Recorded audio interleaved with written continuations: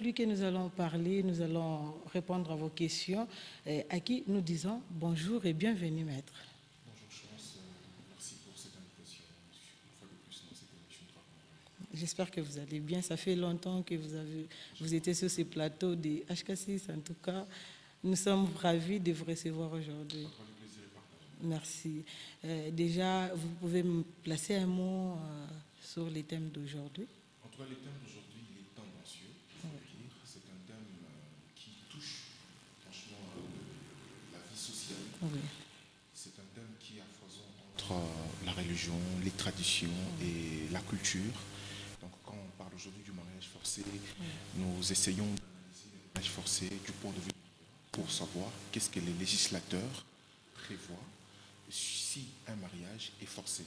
Et donc nous allons au cours de cette émission étaler un certain nombre d'éléments juridiques qui démontrent quelles sont les conséquences de droit lorsque nous sommes en face d'un mariage forcé. Voilà un peu. Déjà, pourriez-vous nous expliquer les mariages forcés? Qu'est-ce qu'on entend par les mariages forcés selon les droits? Alors, le mariage forcé est une union entre deux personnes, mais contractée sans les consentements des époux. Ça peut être le deux, ça peut être l'un des deux. Alors, l'élément central dans la constitution du mariage, ça doit être le consentement des époux. Alors, lorsque les deux personnes se marient sans que leur consentement soit clarifié, on appelle cela un mariage forcé. C'est comme je le disais, que c'est une union qui est contractée par deux personnes sans que ces deux personnes puissent consentir. Le consentement doit être clair. Le consentement ne doit pas être vicieux, c'est-à-dire que ne doit pas être précédé par des contraintes. Les contraintes sont de plusieurs ordres. Il y a des contraintes morales, il y a des contraintes spirituelles, il y a des contraintes physiques, il y a des contraintes culturelles, il y a des contraintes religieuses, je le disais. Alors, ce sont des réalités qui font que certaines personnes se trouvent mariées, mais sans pour autant qu'elles soient consentantes dès le début. C'est pourquoi, généralement, on a des mariages par prophétie. Dieu m'a dit que tu dois épouser telle sœur. La sœur, parce que Dieu a dit, elle accepte, bon, elle est partie avec le monsieur, mais elle n'était pas consentante dès le départ. Il y a des mariages dans des considérations traditionnelles où, dans notre coutume, on t'a déjà choisi une femme. Dans notre coutume, on t'a déjà choisi un mari. Alors, ces mariages-là sont généralement butés à un vice des consentements. Alors, du point de vue du droit, il y a l'article 351 du Code de la famille qui stipule que le mariage est une convention par laquelle un homme et une femme s'unissent en vue de vivre ensemble. Il peut être contracté que par deux personnes de sexes différents, âgées de moins de 18 ans, qui y consentent librement. Vous savez, on soulève ici deux éléments importants. Il y a d'abord la capacité, et de deux, il y a le consentement. Le mariage, c'est un contrat, du point de vue de droit. Alors, donc, comme c'est un contrat, il faut qu'il y ait les consentements. Alors, lorsqu'il n'y a pas eu, dès le départ, les consentements, ça tombe directement dans ce que nous appelons le mariage forcé.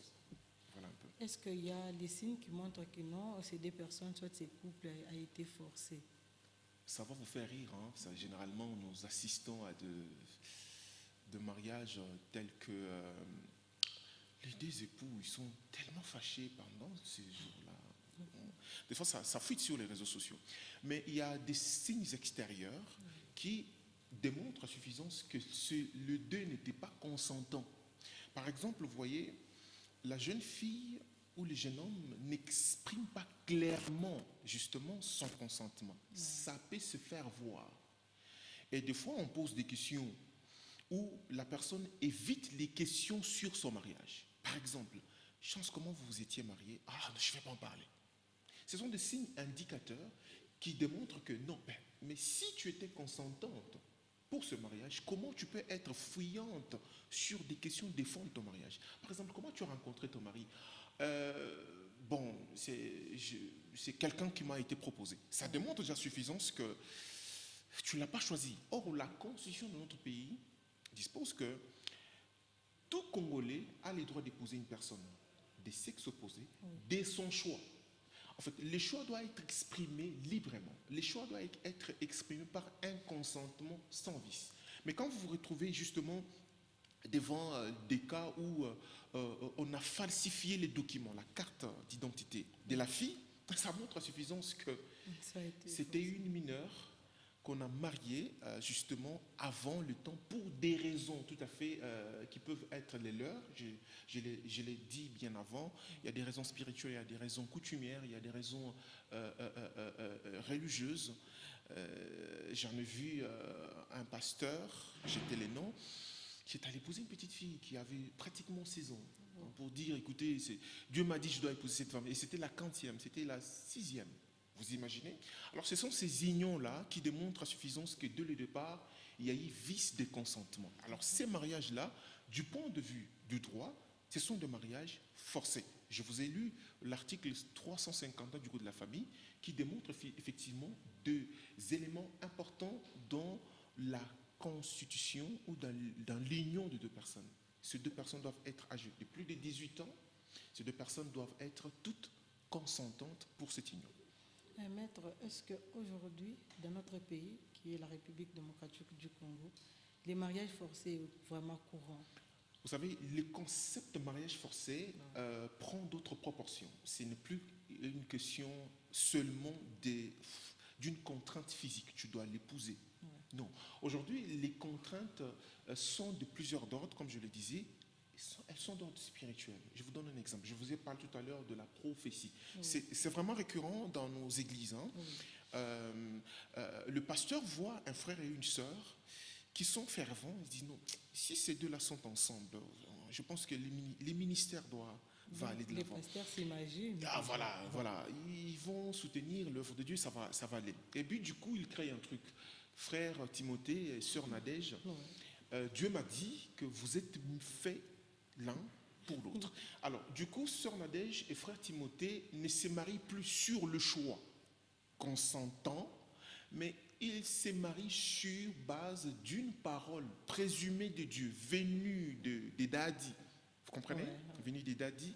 Et du coup, Daddy a dit que c'est l'homme de ma vie, c'est la femme de ma vie. Alors, vous allez convenir avec moi que là, il y a eu déjà une contrainte spirituelle, morale. C'est un mariage forcé.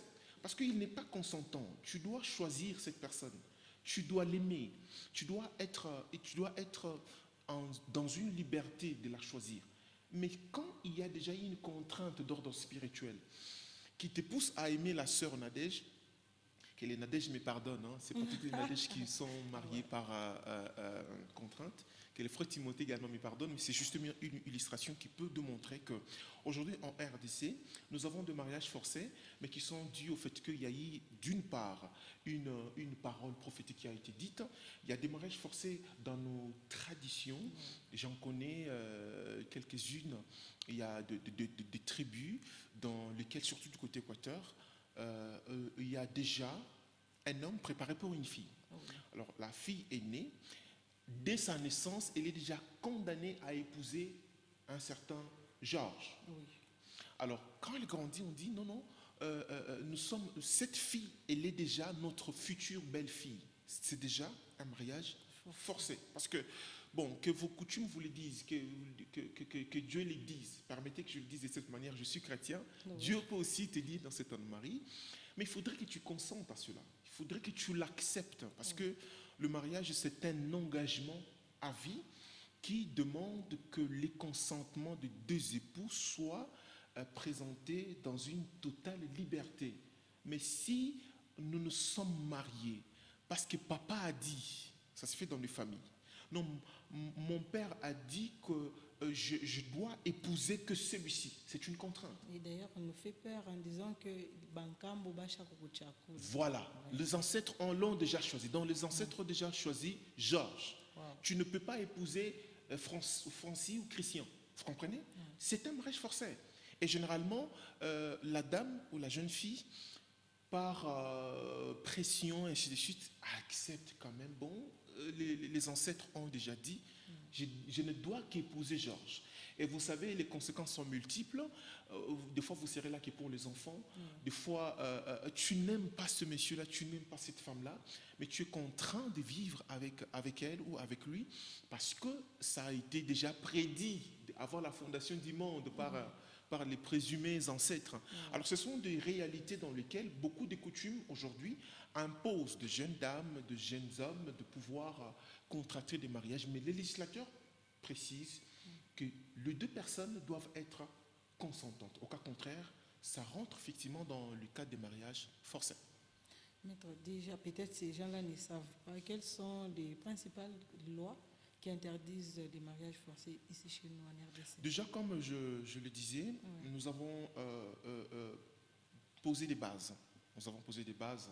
D'abord, on a dit que la Constitution de notre pays, en tout cas, pose un principe selon lequel tout Congolais, toute personne a le droit d'épouser une personne de son choix, des sexes opposés.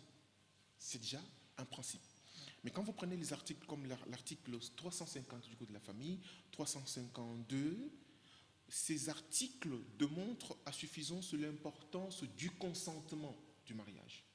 Quand vous êtes à l'article 352, il est stipulé de cette manière: le consentement doit être exempt de toute contrainte. Vous comprenez? Il ne peut être donné sous la menace, la violence ou la pression morale. Ce qui veut dire que si je consens d'épouser Clémentine, par exemple, ça ne doit pas être forcé. Je dois les consentir moi. C'est pourquoi la loi limite l'âge à 18 ans. On suppose qu'à 18 ans, la personne est déjà mature, capable effectivement d'effectuer un choix réfléchi. Alors si la personne dit non, il ne faut pas que vous puissiez la contraindre. C'est Georges ou rien. Non. C'est Clémentine ou rien. Non. Ça c'est aller au-delà de la loi. Et ces genres de mariages sont annulables. Vous comprenez? Vous pouvez aller au tribunal de paix parce que le mariage, le procès qui concerne le mariage, c'est le tribunal de paix qui est justement compétent en cette matière. Vous pouvez aller devant le tribunal pour demander l'annulation de ces mariages parce qu'il y a un élément de fond qui fait défaut, c'est les consentements. Et dans la plupart des cas, comme dans le cas de cette émission, je le précise, que la loi interdit des mariages forcés, prévoit des conditionnalités qui doivent être respectées. Au cas contraire, ce mariage, si l'un des conjoints saisit le tribunal, ce mariage est annulable. Maître, est-ce que tous les mariages qui se passent à la commune, dans les églises, vraiment, donc le consentement a été vérifié avant la célébration? Parce que nous voyons des fois, comme vous avez dit, vous voyez quelqu'un qui est en couple avec l'autre, mais il est fâché. Les jours qu'on célèbre leur mariage, ils sont fâchés, personne n'est souri et tout. Est-ce que c'est vraiment important de vérifier vraiment les consentements des deux personnes avant? Bon, généralement, ça s'est fait. Il y a la célèbre formule Madame, aujourd'hui Clémentine, me revient à l'esprit. En fait. Ouais. Monsieur Georges, consentez-vous de prendre pour épouse Clémentine? Oui, je le veux. Madame, consentez-vous de prendre pour époux Monsieur Georges? Oui, je le veux. Ce sont justement des techniques. Les autres acceptent par honte. Voilà, c'est ce que je dis. Vous voyez, là, nous sommes devant l'officier de l'état civil. Ça doit être à la commune. Le bourgmestre dit, bon, vous êtes devant, vous dites, bon, et est-ce que tu consens d'épouser tel? On accepte. Généralement, ça se fait comme ça. Mais dans la plupart des cas, on est déjà devant les parents, on est déjà devant les deux familles. Est-ce que je peux dire non? C'est catastrophique. Je ne pense pas que sur ce plateau, dans cette enceinte, que quelqu'un soit à mesure de décevoir son père assis et sa mère là-bas et pour dire non, je ne le veux pas. Ça se passe ailleurs. Mais si chez nous, les enfants se trouvent dans l'obligation morale de satisfaire leurs parents, ok? Ah, je ne veux pas faire du mal à papa. Écoutez, c'est ton mariage, pas le mariage de ton papa. Bon, je voulais un peu métisser dans cette émission. J'essaie un peu de métisser les religieux, la morale et les traditionnels pour peut-être conseiller. Ne vous engagez pas dans un mariage si vous n'êtes pas sûr d'aimer cette personne. Okay. Parce que tôt ou tard, la vérité du cœur va ressurgir. Et tu tomberas dans ce que si je le savais, Il y a des gens qui disent il y a quelque chose qui ne va pas, mais je vais quand même. Non, on n'épouse pas par contrainte. Vous devez être en mesure de dire oui ou non. D'ailleurs, la Bible nous dit que ton oui soit oui, que ton non soit non. Alors, il est important de comprendre, chers téléspectateurs, amoureux de l'émission Droit congolais, que notre pays, l'architecture juridique, l'arsenal juridique de notre pays prévoit que tout Congolais a le droit de se choisir une personne de son choix. Tu ne peux pas être contraint. Tu peux arriver dans une famille selon laquelle on te dit non, ma fille, toi, tu ne choisiras quel homme que moi je veux. Oh. Dis à maman, maman, la loi ne vous autorise pas ça. Tu te retrouves dans un village, on te dit, petit, toi, tu es de la lignée, et ainsi de suite, et tout ça. Écoute, la loi interdit. Des fois, on dit aux enfants que ton père est dédié sur terre, donc tu n'as pas droit à refuser à se démontrer. Non, ici, on ne revient pas au père. Okay. La loi ne dit pas qu'on doit demander au père si son fils doit prendre en mariage une femme qu'il veut. Vous comprenez? Non, la loi met au centre les deux personnes, okay. les deux partenaires. Quand vous lisez l'article 351 du Code de la famille, okay. On n'a pas cité ni l'oncle, ni la tante, ni le père, ni la mère. On n'a parlé que de deux personnes qui doivent être consentantes. Ça veut dire autrement qu'on exclut toute autre intrusion, toute autre tierce personne qui viendrait vous imposer quoi que ce soit. Mais ce sont des réalités juridiques, mais quand vous revenez dans les réalités sociologiques, vous trouvez que les parents s'immiscent, les oncles, les tantes, les pasteurs, les prophètes, voire même des chefs coutumiers s'immiscent. C'est une union entre deux personnes. Ce n'est pas une union entre plusieurs personnes. Vous devez comprendre cela. Alors, comme la loi ne reconnaît que deux personnes, les deux personnes doivent consentir de leur union. Okay.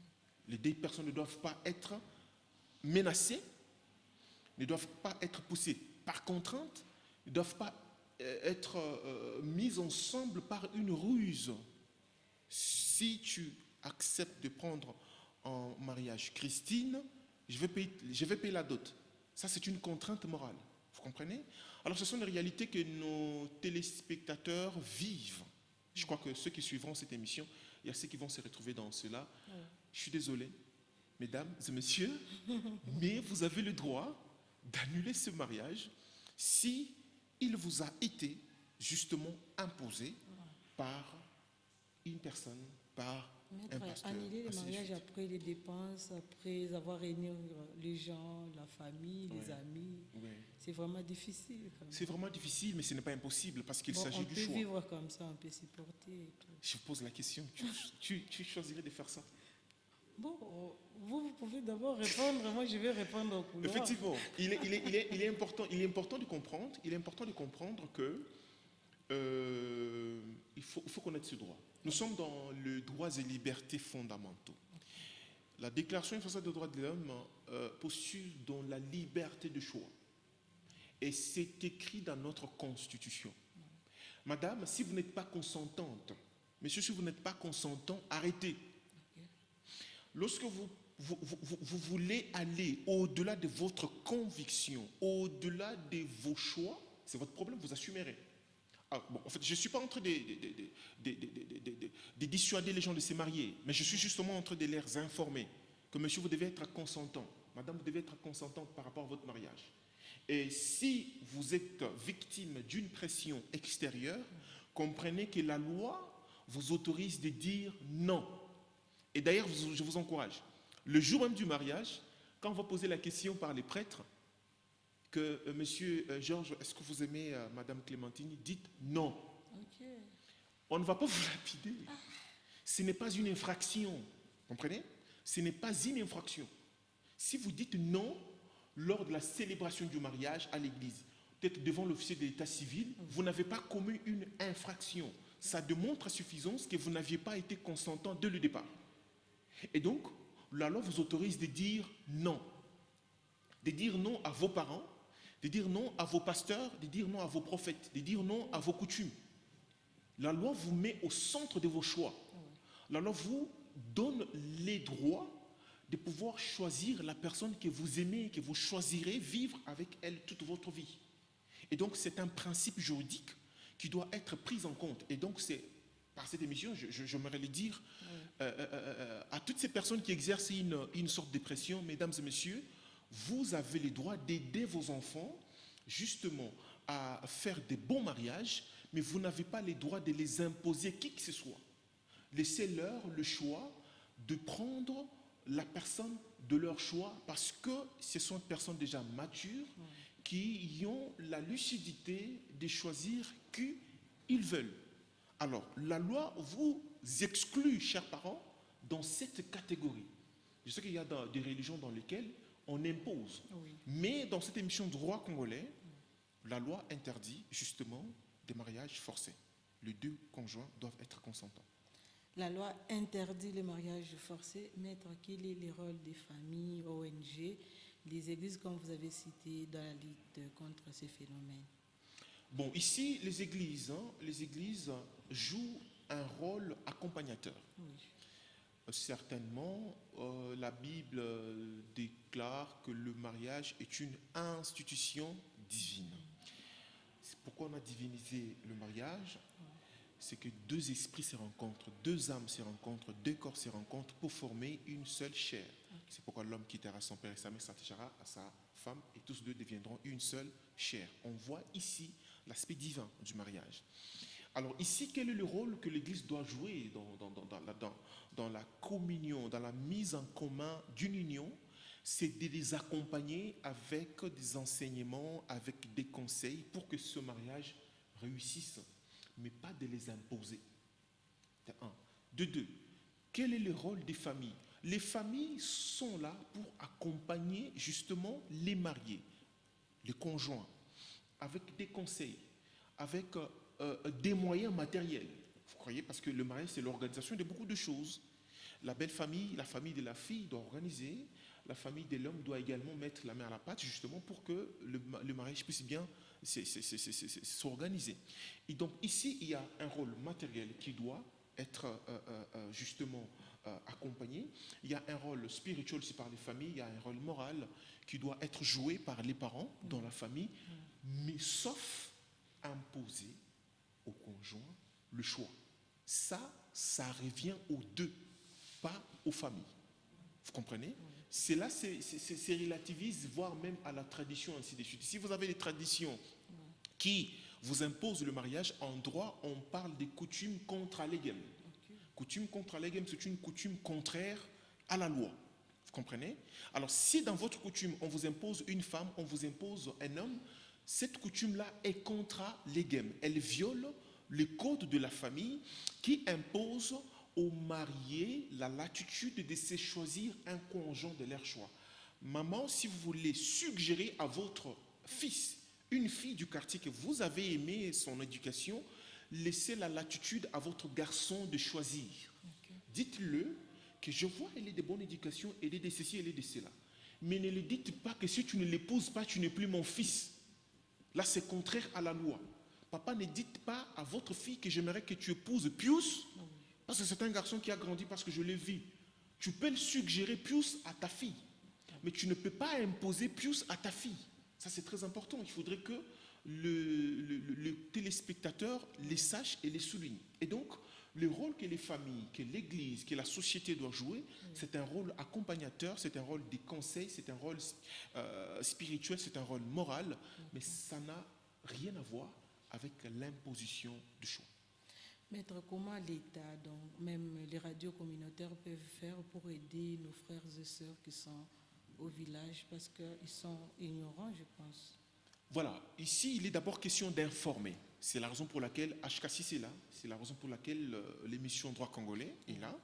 C'est pour informer d'abord, parce que si vous ignorez vos droits, vous êtes victime. Okay. Ici, nous sommes en train de faire une sensibilisation, de faire comprendre à la société congolaise que le mariage, il est coutumier, il est civil, il est religieux. Il y a trois formes. Okay. Nous avons le mariage civil. S'il est célébré devant l'officier de l'état civil, il est là juridicisé, il est juridique. Le mariage est juridique. Le mariage est spirituel. C'est pourquoi nous allons devant l'officier, devant le pasteur.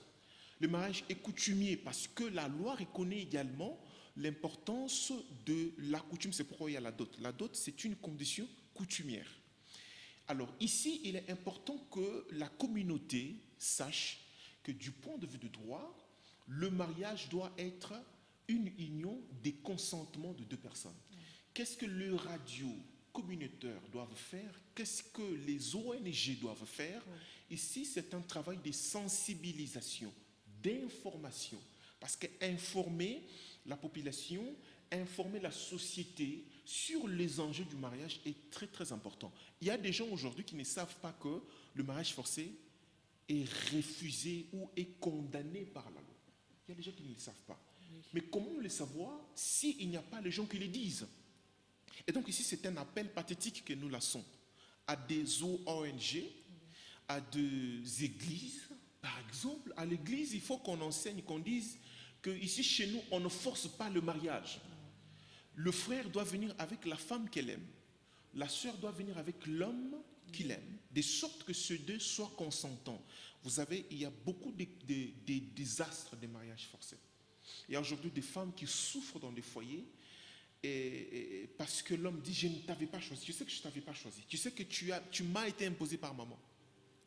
Tu sais, la femme qui dit « tu sais que tu m'as été imposé par papa ». Moi, je ne te choisissais pas, je te connais. Et c'est même la Maître, cause... déjà, vous pouvez chuter directement comme l'État nous fait défaut en tout cas. Merci. C'est pour chuter, j'aimerais dire en résumé que le législateur congolais a prévu que l'union entre deux personnes doit être une union basée sur les consentements. Et ces consentements doivent être exempts de tout vice, doivent être exempts de toute contrainte et de toute pression. Toute personne doit épouser une personne de son choix de manière libre, sans contrainte. Voilà un peu ma conclusion. Merci, Maître Valérie Chimanga, d'avoir accepté notre invitation. C'est un plaisir pour moi. Merci. Merci.